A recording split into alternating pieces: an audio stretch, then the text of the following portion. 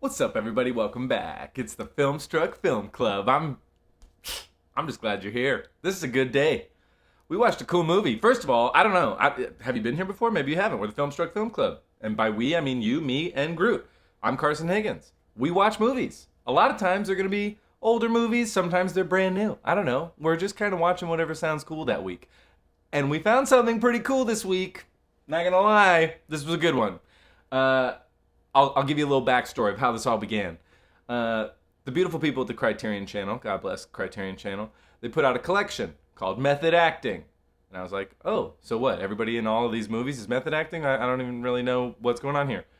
There is a 40-ish minute conversation that kind of introduces this collection that they put on Criterion Channels with Ethan Hawke, Vincent D'Onofrio, and the writer of this book that I just finished and we're about to talk about, Isaac Butler. He wrote this book called The Method, How the 20th Century Learned to Act. And I'm watching this conversation with these three men, and they're talking about pretty much all the films that are in this collection. And I'm just fascinated because they're talking about films I'd never heard of, actors I have definitely heard of, and actors I love, and maybe we're talking about performances of theirs that I didn't know about. And then they were kind of gushing about this woman named Kim Stanley, who, forgive me, if you know who she is, good for you. I didn't know who she was. But so I watched this conversation with these three gentlemen, and I was like, I think we're going to watch something from this method acting collection. And they just compared this woman to, like, Marilyn Brando, so she's probably worth checking out. Meanwhile, I picked up said book, The Method, How the 20th Century Learned to Act, and I can't recommend that book enough. You got to read it if you're into this kind of stuff. Maybe even if you're not. I mean, it is quite a page-turner. I found myself just totally in love with this book.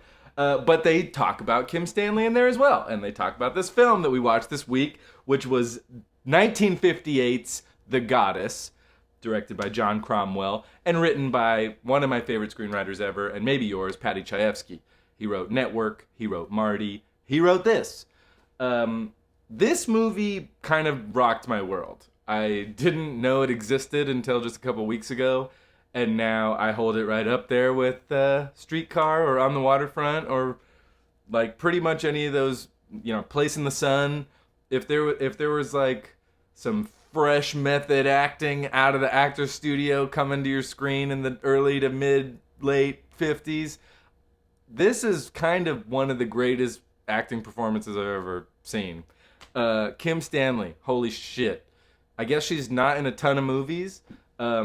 She has this storied theater career, and she was just an all-around standout and idol amongst people in the actor's studio. So people that studied the method, maybe they worked with Lee Strasberg or Stella Adler or one of the gang. She was just kind of put on the pedestal, like Marlon or Monty Clift, or there's a nice list of these people, and a lot of these actors are featured in this collection I was talking about. But anyway, I had to pick The Goddess. I had to watch it. And it's a tough movie, man. I don't know if you saw Blonde last year, which is a movie I don't super recommend. But that film deals with Marilyn Monroe specifically, even though it's based on fiction. Anywho, this is a straight up fiction, but based on the life of Marilyn Monroe, and also like a little Joan Crawford, little Judy Garland. It was Paddy Chayefsky writing a story about how, I don't know, fame can eat you alive, and look at how. I mean, this film, The Goddess, came out before Marilyn Monroe died, only a couple years before she died. So it's kind of ballsy, if you ask me, to just put out a movie about somebody who's still around. Anywho, I really think you should watch this movie. There is some stupendous acting going on, not just by Kim Stanley. She's not even in the movie for the first 12 or so minutes. The whole first part of the movie is dominated by the woman who plays her mother, who is another actress I had never seen. But she kind of blew my mind. Her name is Betty Lou Holland. I looked her up. She was in 3 movies. But she plays Kim Stanley's mother in this. And she just chewed the whole thing to pieces at the beginning. It's, the whole first 5 minutes is her as a brand new young mother. And she kind of reminds me of Blanche DuBois a little bit. That very melodramatic, but that kind of 20s flapper energy of give me a drink and let me dance and put on some music and stuff. And she has this just mile-a-minute monologue to her brother and his wife where she basically ends up saying will you please take my kid off my hands? I'm still young. I still look good. I gotta go live my life a little bit. And it's heartbreaking, especially when you realize that the little girl was listening the whole time. Anywho, there's kind of a lot of these moments in the film where you're watching some heartbreaking stuff. I mean, we deal with thoughts of suicide, we deal with alcoholism, we deal with sexual abuse. But the nice thing, Jesus Christ, what a transition. Since this is the 1950s and we still have to deal with the censors and things, the thing I kind of appreciate about this approach, as opposed to the movie I mentioned, Blonde, is they don't have to show you everything to drive the point home that, like, this guy's a creep and he's gonna take advantage of her. We're just not gonna show it to you because, I don't know, we respect you, audience. You don't need to see all of the torture. Anywho, that's a whole nother thing. But I appreciated the approach, and it's partly the script, it's partly the director, it's partly the nature of the studio system in the 1950s. But this movie only got one Oscar nomination, which blows my mind, and it was not for Kim Stanley. So I don't know what the hell's going on over there, but it was nominated. Paddy Chayefsky was nominated for Best Original Screenplay. It was one of the National Board of Review's, like, 10 films of 1958. But I was, in looking this movie up, it doesn't have that great of, like, a Rotten Tomatoes score. And even on, like, Letterboxd, it's 3.5 out of 5 stars, which is pretty good. But I think mainly just similar to me, maybe, like, I didn't know about this movie at all, so maybe just more people need to discover this movie, and maybe more people are discovering this movie.